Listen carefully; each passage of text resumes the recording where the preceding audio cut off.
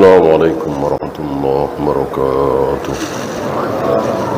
إن الحمد لله نحمده ونستعينه ونستغفره ونعوذ بالله من شرور أنفسنا ومن سيئات أعمالنا. من يهده الله فلا مضل له ومن يضلل فلا هادي له. أشهد أن لا إله إلا الله وحده لا شريك له وأشهد أن محمدا عبده ورسوله وبعد. Kita sampai nama. Apa saja nama yang disematkan kepada Ahlus Sunnah? Kemarin kita bahas dua pengertian. Pengertian yang pertama menurut orang awam, Ahlus Sunnah adalah orang awam ini ya. Ahlus Sunnah berarti bukan Syiah. Tentu ini dangkal sekali. Tentu ini tidak tepat. Karena Asy'ariyah, Maturidiyah, Jahmiyah, Jabariyah, Khawarij bukan Syiah. Tapi apakah Ahlus Sunnah? Bukan kan? Itulah orang awam. Tapi dibahas oleh beliau. Yang kedua, menurut para ulama ahli ilmu, apa itu Ahlus Sunnah? Sudah kita bahas kemarin. Yaitu sekelompok kaum muslimin yang menetapkan sifat-sifat Allah apa adanya, persis seperti yang ada di dalam Al-Quran dan Sunnah, tidak ditambah-tambah, tidak dikurang-kurang, tidak ditakwil, tidak dita'til, tidak ditashbih, tidak ditafwid. Nanti akan dijelaskan lebih lanjut oleh beliau. Kemudian meyakini tentang takdir apa adanya, persis seperti keyakinan Rasul dan para sahabat. Takdir sudah ditulis oleh Allah, sudah diketahui oleh Allah, sudah dikehendaki oleh Allah, dan itu ciptaan Allah. Kemudian meyakini bahwa Al-Quran bukan makhluk. Mana mungkin makhluk? Kalamullah, ucapan Allah, suara Allah. Kok makhluk? Berarti ada makhluk yang menempel pada diri Allah kalau begitu. Meyakini bahwa Allah kelak akan bisa dilihat di akhirat. Meyakini iman itu meliputi ucapan, perbuatan, bisa naik, bisa turun, bisa bertambah, bisa berkurang. Bertambah, naik kalau melakukan ketaatan demi ketaatan, berkurang turun kalau melakukan kemaksiatan. Kemudian meyakini tentang tanda-tanda dekatnya hari kiamat dan lain-lain sudah kita bahas kemarin. Sekarang kita kepada nama. Apa saja nama lain dari Ahlus Sunnah wal Jamaah? Yang pertama, wali ahli sunnati wal jamaati iddatu musammiyat minha. Yang pertama, ahlul hadis. Kenapa ahlul hadis? Karena mereka yang paling tahu mana yang sahih dari Nabi dan mana yang tidak. Maka keliru ya kalau ada kaum salaf, ustadz salaf, tokoh salaf mengatakan kami hanya pakai Al-Quran dan hadis, kami enggak pakai ulama. Ini tuduhan orang-orang yang tidak suka dengan kaum salaf. Ya gimana enggak pakai ulama? Imam Bukhari bukan ulama, Imam Syafi'i bukan ulama, Syekh Al-Albani, Syekh bin Baz, Utsaimin bukan ulama. Ya enggak bisa kita enggak pakai ulama. Pakai. Tapi ulama yang mana, kan begitu. Ulama yang mana? Ya. ulama yang betul-betul ulama. Ya, ambil contoh, terima kalau kita katakan siapa ulamanya, Syekh Muhammad bin Abdul Wahab, Syekh Albani, Syekh bin Baz, ya mereka tolak kan, karena nama-nama itu kan ditolak, dibenci oleh mereka. Ya sudah, yang mereka terima siapa? Imam Syafi'i. Ambil contoh lah, ya bolehlah Imam Syafi'i. Anda mengakui Imam Syafi'i, kami juga. Nah, coba lihat di kitab beliau, tulisan beliau, adakah beliau mengajarkan maulid Nabi? Adakah beliau mengajarkan mentahlilkan kematian 3 hari, 7 hari, 40 hari, 100 hari? Dari situ aja mereka udah kalah. Ya, itu Imam Syafi'i yang mereka thiqah, mereka percaya, mereka sanjung-sanjung, mereka sebut-sebut, mereka fanatik, kami madhab Syafi'i, madhab Syafi'i. Ya, bahkan Imam Syafi'i membid'ahkan salat jamaah kedua, sesuatu yang banyak dilakukan oleh saudara-saudara kita kaum muslimin di negeri kita ini. Masuk masjid berlima, mau salat zuhur sudah telat jam 1, setengah 2, berjamaah berlima. Nanti ada lagi bertujuh, ya, jam 2 berjamaah salat zuhur. Jamaah kedua, ketiga, keempat, kelima, itu dibid'ahkan oleh Imam Syafi'i. Imam Syafi'i membid'ahkan itu. Bagi Imam Syafi'i mengikuti para sahabat, jamaah yang benar adalah jamaah pertama bersama dengan imam rawatib. Ya. Bahkan masih di kitab beliau bahwa beliau sangat tidak suka melihat seorang muslim yang baca Al-Quran di atas kuburan.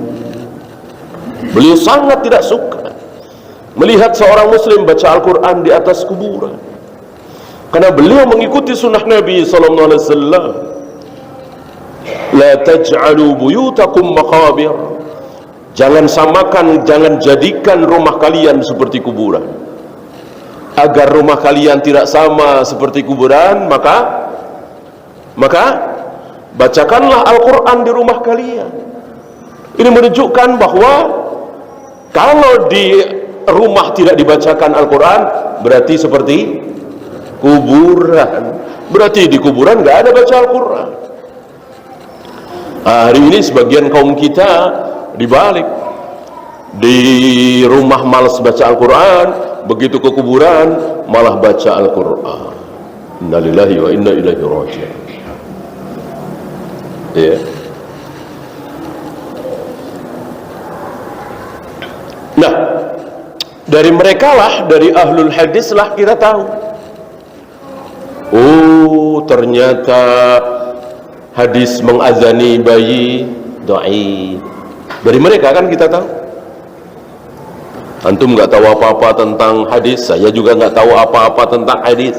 Yang berilmu tentang hadis siapa? Syekh Albani misalnya,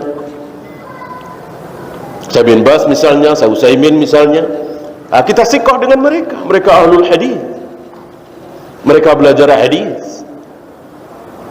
Ya.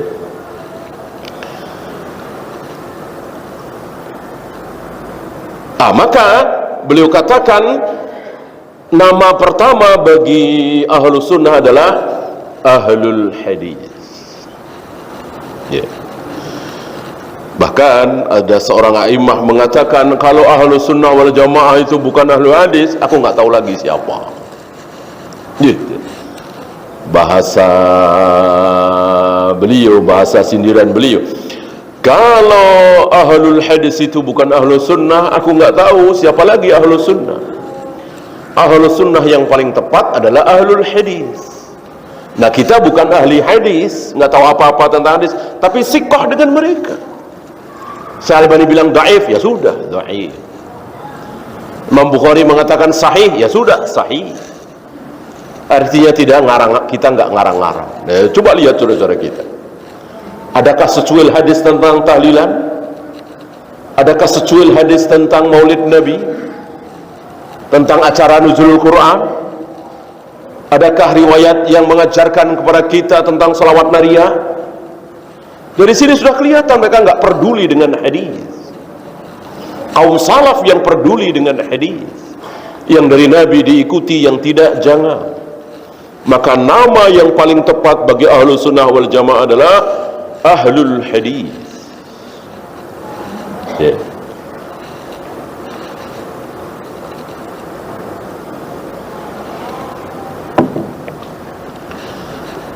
Yang kedua, al-firqatun najiyah. Al-firqatun najiyah, nama lain dari ahlu sunnah wal jamaah.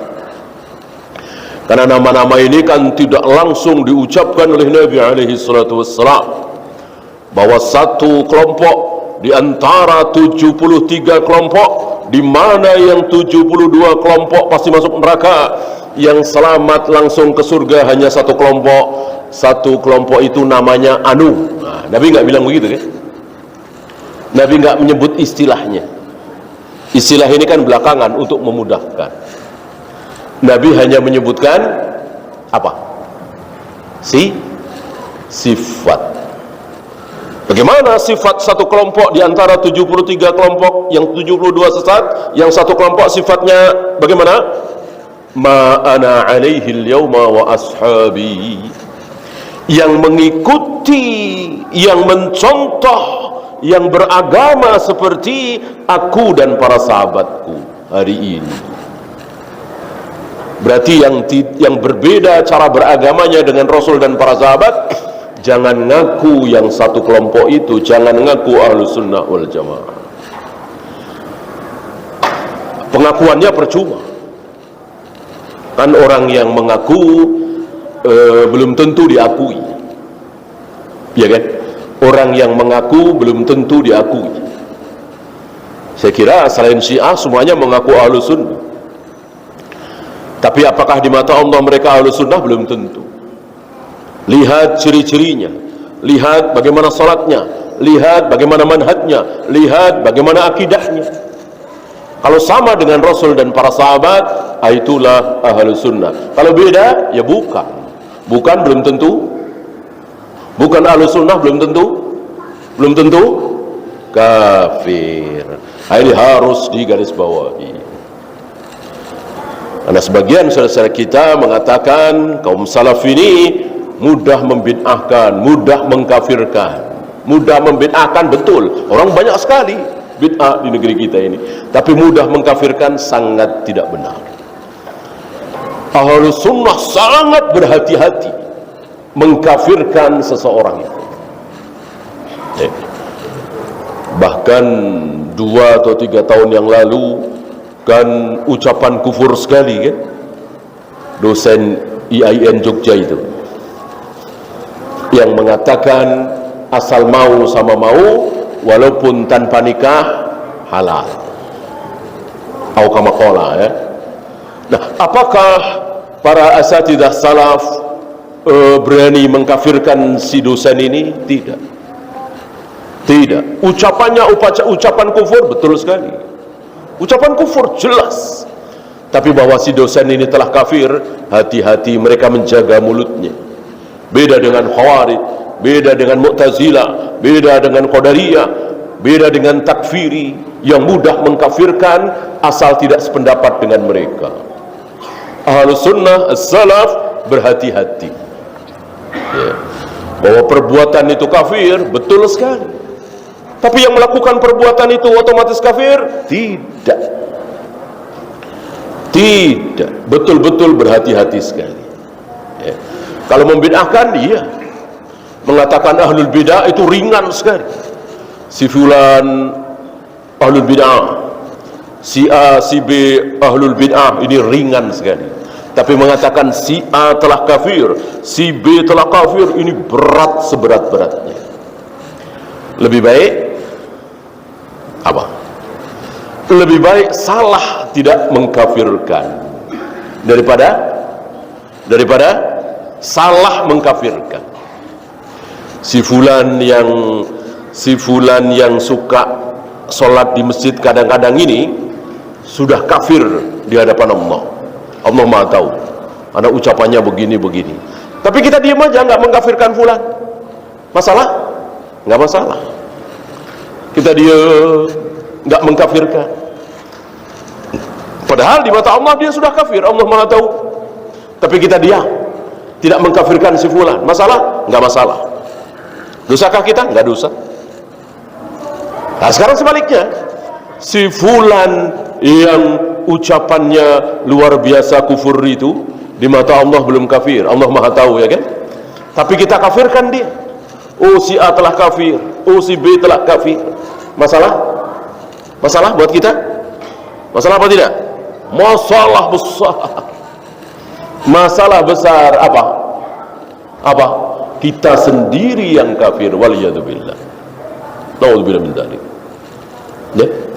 Barang siapa yang mengatakan kepada saudaranya ya kafir, barang siapa yang menuduh orang lain kafir padahal di mata Allah belum kafir, maka dia sendiri yang kafir, yang menuduh itulah yang kafir. Maka hati-hati. Ini faham ahlu sunnah, beda dengan khawarij. Dikit-dikit kafir, dikit-dikit kafir, dikit-dikit kafir. Ada tokoh dunia, alhamdulillah sekarang sudah nggak ada ya, yang kitabnya banyak dibaca oleh sebagian saudara-saudara kita di negeri kita ini, yang mudah sekali mengkafirkan sesama muslim. Dan beliau menulis kitab tafsir besar fi Dilalil Quran, terkenal sekali ya. Kita bisa baca di tafsiran beliau di surat Al-Ikhlas, kemudian di surat Al-Maidah, wa man lam yakum bima anzalallahu fa ulaika humul kafirun. Barang siapa yang tidak berhukum dengan hukum Allah, maka dia kafir. Wah, dari situ dia kafirkan seluruh negeri di muka bumi, hatta Saudi dikafirkan oleh dia. Termasuk muadzin-muadzin yang lantang meneriakkan asyhadu an la ilaha illallah, kafir. Luar biasa manhaj takfiri. Dan sayang tulisannya banyak digandrungi oleh sebagian anak-anak muda. Sayyid Qutb ya, luar biasa, tokoh takfiri dunia, diikuti oleh sebagian anak-anak muda di negeri kita ini. Salah dikit kafir, salah dikit kafir, dan sudah menunjuk orang ya. Dan sudah disebut nama-nama itu dari zaman Soeharto. Ucapan Soeharto kafir, wow, sudah menjadi ucapan mereka ya. Amin Rais kafir, ini kafir, ini kafir.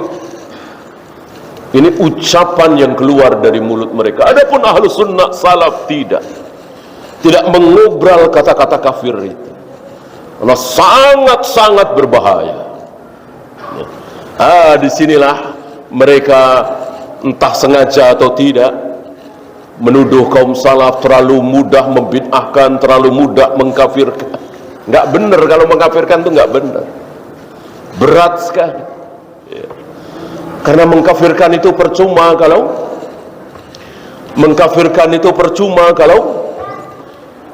tidak diikuti dengan pembunuhan, percuma. Si A kafir, si B kafir, ya ngapain kalau tidak diikuti dengan pembunuhan. Para imam ketika mereka ditopang oleh kekuasaan, ketika mengkafirkan dilanjutkan dengan pembunuhan. Ambil contoh misalnya Ja'ad bin Dirham ketika dia tidak mau bertaubat, mengatakan Allah tidak bersemayam di arsy, Allah tidak pernah turun ke langit dunia setiap sepertiga malam, Allah tidak pernah menjadikan Ibrahim sebagai khalil, Allah tidak di atas, Allah tidak di bawah, Allah tidak. Seluruh sifat-sifat Allah itu ditolak oleh si Ja'ad bin Dirham ini. Dan dia tidak mau rujuk, tidak mau taubat, maka disembelih oleh Khalid bin Abdullah, amir penguasa di Wasit, di Syam ya. Begitu juga Jaham bin Sufwan, begitu pula Ibnu Arabi Begitu pula Syekh Siti Jenar di negeri kita ini. Karena ucapannya udah ucapan kufur dan tidak mau bertaubat, dibunuh. Dan itu sedikit sekali, bisa dihitung kan? Saya kira nggak sampai 10. Padahal selama 1400 tahun ini kaum muslimin yang mengucapkan ucapan kafir kira-kira banyak apa sedikit? Banyak sekali. Mungkin ratusan ribu, mungkin jutaan. Tapi yang dikafirkan cuman nggak sampai 10. Karena untuk mengkafirkan seseorang harus ada jalannya, ada tahapannya, ada iqamatul hujjah, ada mawani', ada dawabid, ada aturan-aturan yang harus ditempuh. Tidak mentang-mentang mengucapkan ucapan kafir lalu dikafirkan.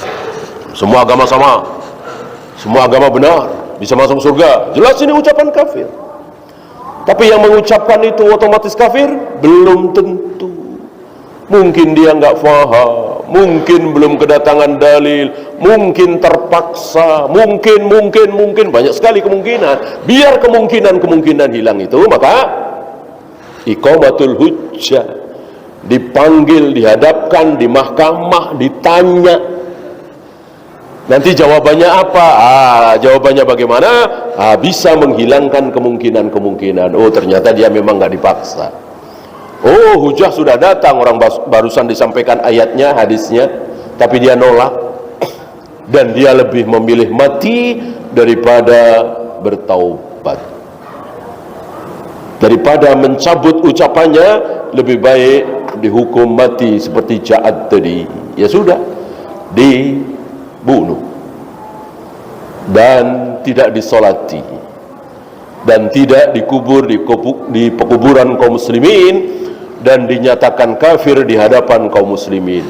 Baru itu ya. Maka hampir-hampir itu tidak mungkin di negeri kita ini. Maka sudah, stop lisan kita, tahan lisan kita, tidak usah mengkafirkan siapapun. Kafirkanlah ucapannya, perbuatannya ya.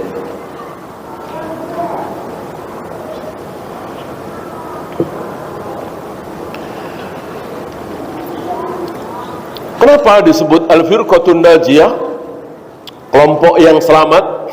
Karena mereka selamat. Selamat dari apa kemarin? Selamat dari syubhat-syubhat itu. Sementara di luar Al-Firqatun Najiyah nggak selamat. Oh, si A terkena syubhat Asy'ariyah. Oh, si B terkena syubhat Maturidiyah. Oh, si C terkena syubhat Khawarij, syubhat Jahmiyah, syubhat Qadariyah, dan seterusnya. Adapun Al-Firqatun Najiyah selamat, tidak terkena syubhat.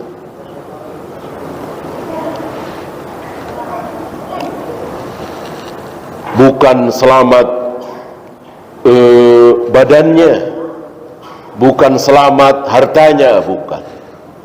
Kalau hartanya, badannya, bahkan nyawanya nggak dijamin. Berapa banyak ahlu sunnah yang mati di tangan ahlul bid'ah? Berapa banyak ahlu sunnah yang dipenjara oleh ahlul bid'ah, disiksa sebagaimana Imam Ahmad, sebagaimana Syekhul Islam Ibn Taimiyah, dan lain-lain ya. Maksudnya selamat dari syubhat, selamat akidahnya, selamat manhajnya, bukan selamat badannya. Kemudian At-Taifatul Mansurah, kelompok yang ditolong. Pertolongan ini bukan individu, pertolongan ini bukan orang per orang. Artinya ketika satu negeri mayoritas ahlu sunnah jauh dari syirik dan bid'ah, manhajnya seperti manhaj Rasul dan para sahabat, kita lihat pertolongan Allah datang. Beda dengan negeri yang jauh dari manhaj Rasul dan para sahabat, penuh dengan syirik dan bid'ah, walaupun mayoritas muslim, tapi penuh syirik dan bid'ah. Apa yang terjadi? Kelaparan, penindasan, gempa bumi, dijajah, perang saudara, kelaparan, dan seterusnya, seolah Allah nggak tolong mereka. Kenapa? Manhajnya jauh sekali, ya. Sepertinya sedang kita saksikan kebenaran ini, ya. Tidak usah saya contohkan, antum tahu bagaimana negeri mayoritas muslim, mayoritas berjenggot, mayoritas sholat berjamaah di masjid, ya. Tapi penuh dengan peperangan, penuh dengan kelaparan, dijajah dan seterusnya. Kita lihat manhaj mereka jauh dari sunnah. Tauhid uluhiyah, tauhid asma wa sifat tidak digigit dengan gigi geram. Berbagai macam bid'ah dilakukan. Maka seolah Allah nggak tolong mereka. Beda dengan negeri tauhid, negeri yang mengusir orang-orang yang berlama-lama di kubur Nabi, negeri yang mengusir orang-orang yang mengusap-ngusap dinding Ka'bah.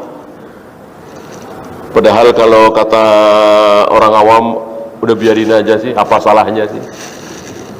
Masih mending ngusap-ngusap dinding Ka'bah daripada ngusap-ngusap yang haram, ya kan? Ini dilarang karena memang bid'ah. Nggak ada contoh dari Nabi SAW.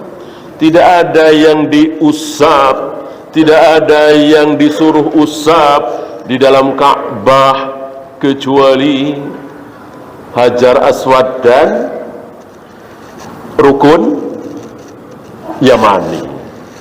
Selain itu tidak ada. Hajar Aswad dicontohkan oleh Nabi SAW untuk dicium, dan menciumnya jangan sampai ada kecupan, jangan sampai ada bunyi kecupan. Ini pun bid'ah. Karena Rasul setiap kali, Rasul dan para sahabat setiap kali mencium Hajar Aswad tidak ada bunyi kecupan. Maka menambah bunyi kecupan bid'ah. Luar biasa para ulama saking cintanya kepada sunnah Nabi, tidak mau menambah walaupun sedikit, walaupun sekedar bunyi kecupan. Karena Nabi hanya menempelkan pipi beliau atau bibir beliau di Hajar Aswad itu.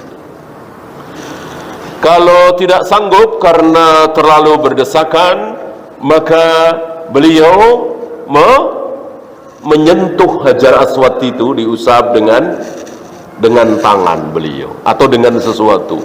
Lalu tangan beliau dicium. Ya. Kalau tidak sanggup karena terlalu berdesakan, maka beliau tidak memaksakan diri. Beliau dari kejauhan memberikan isyarat dengan telapak tangan kanan sambil mengucapkan Bismillah ya Allahu Akbar, diarahkan ke Hajar Aswad tanpa dicium. Jadi cukup isyarat. Nah, itulah 3 sunnah Hajar Aswad. Adapun Rukun Yamani, satu sudut sebelum Hajar Aswad, cuman diusap.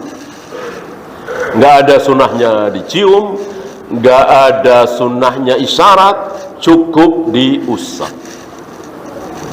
Cuman satu saja. Ini sunnah Nabi SAW. Adakah di luar Hajar Aswad dan Rukun Yamani? Nggak ada. Ya. Dengan ro'yunya, dengan sukanya, karena sono penuh sesak mau nyium Hajar Aswad, udah nyium aja sebelah sini. Ya, ini kan bukan dalil. Masuk agama suka-suka begitu. Ada aturannya, Nabi yang bikin aturan. Nggak bisa dekat Hajar Aswad, ya sudah. Bukannya cari yang lain, tembok sisi sini, tembok sisi sini, nempel kayak cicak, ya. Itu yang terjadi. Itu diusir, ya. Saya kira mayoritas bukan kaum muslimin Saudi, ya. Ya, dari Pakistan, dari Bangladesh, dari Afgan, dari mana-mana, termasuk dari Indonesia. Sepertinya bukan warga Saudi, mayoritasnya, ya.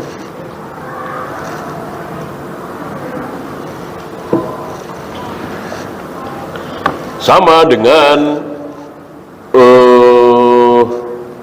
melempar 3 jumrah tanggal 11, 12, 13. Belum pernah Nabi melempar 3 jumrah itu kecuali setelah zawal, kecuali setelah duhur. Ya, ada aturannya, ada waktu. Banyak saudara-saudara kita datang sampai situ jam 9, jam 10. Dilihatnya, wah mumpung sepi nih. Ya sepi, belum waktunya, ya kan? Waktunya habis duhur. Nah, sayang sebagian tokoh di negeri kita ini membolehkan itu afdoliyah saja, ya, daripada nanti habis duhur berdesak-desakan. Ya udah sekarang aja, nggak apa-apa. Ini nggak apa-apa, nggak apa-apa, nggak apa-apa. Itulah dalil tidak digigit dengan gigi geraham. Ya. Ini ibadah harus mengikuti qala Allah wa qala Rasul. Ya. Disinilah makna at-taifatul mansurah, kelompok yang selalu ditolong oleh Allah, dan pertolongan itu sedang kita saksikan. Diawali dari para sahabat, kemudian tabi'in, atba'ut tabi'in. Adakah pertolongan Allah untuk para sahabat, tabi'in, atba'ut tabi'in? Jelas sekali. Pertolongan yang sangat-sangat nyata. Ya. Bagaimana mereka cuman kira-kira 2.000 lebih dikit, nggak sampai 3.000, tapi ditolong oleh Allah menghadapi pasukan Romawi yang ratusan ribu. Kayak apa itu? Tapi ditolong oleh Allah. Walaupun akhirnya pasukan itu dibawa pulang oleh Khalid bin Walid, dan Khalid bin Walid tidak dicela oleh Nabi, malah dipuji, bahkan diberikan gelar Saifun min suyufillah. Khalid adalah satu pedang di antara pedang-pedang Allah. Beliau tidak menyalahkan Khalid bin Walid, kenapa engkau mundur dari peperangan. Dari sini keluar hukum bahwa mundur dari peperangan boleh, asal perintah komandan pasukan, pemimpin. Yang tidak boleh itu mundur sendiri-sendiri. Ini haram. Kalau yang memerintahkan mundur adalah komandan pasukan, pemimpin, maka itu boleh. Dan antum tahu pasukan Romawi yang jumlahnya ratusan ribu itu, ketika tahu bahwa pasukan kaum muslimin mundur, mereka senang sekali dan gak mau ngejar, ya, membuktikan bahwa mereka itu kewalahan menghadapi pasukan kaum muslimin yang gak sampai 3.000 orang. Kenapa? Ditolong oleh Allah. Begitu pula peperangan-peperangan selanjutnya, perang Yarmouk, perang Yamama, perang Qadisiyah, dan seterusnya sepeninggal Nabi sallallahu alaihi wasallam, selalu ditolong, selalu ditolong, selalu ditolong. Ini kebalikan dari bangsa kita Indonesia. Bayangkan, mayoritas muslim diinjak-injak oleh kafir Belanda, Portugis, ya, 350 tahun. Allah nggak tolong. Ya, mayoritas yang dijajah oleh Belanda di negeri kita ini muslim apa kafir? Yang dijajah muslim, kita kaum muslimin.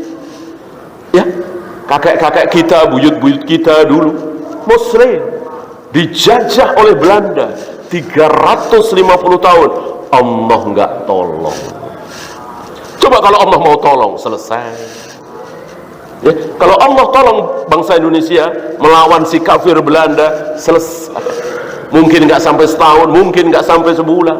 Kenapa sampai 350 tahun? Karena Allah nggak tolong. Kenapa Allah nggak tolong? Ya gimana Allah mau tolong? Kaum muslimin tidak menolong agama Allah, tidak mentauhidkan Allah, malah berbuat syirik, kuburan-kuburan keramat laris, dukun-dukun, jimat-jimat luar biasa hari itu, bahkan sampai hari ini. Mudah-mudahan berkurang. Hari itu luar biasa. Yang syirik, yang bid'ah luar biasa di negeri ini, negeri kaum muslimin, tapi penuh dengan syirik dan bid'ah. Maka Allah nggak tolong.